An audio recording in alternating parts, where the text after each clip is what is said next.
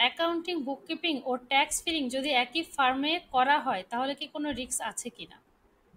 আসলে আপনি এক কোম্পানিতেই করবেন নাকি আলাদা আলাদা কোম্পানিতে করবেন, এতে আপনার সুবিধা অসুবিধা আহ, কেমন হবে সেটা ভিন্ন কথা, বাট রিস্কের বিষয়টা তখনই আসে যখন আপনি ইচ্ছাকৃত বা অনিচ্ছাকৃত আপনার জানা অথবা না জানার কারণে ভুল তথ্য আপনি প্রদান করবেন, বা সত্যকে গোপন করবেন, বা তথ্যকে গোপন করবেন, বা আপনার কমপ্লায়েন্সের যে কোনো দিকে কনফ্লিক্ট হবে, আপনার যে কোনো তথ্য উপাত্তর ক্ষেত্রে গরমিল হবে, গোজামিল হবে, তখন আপনার রিস্ক শুরু হবে।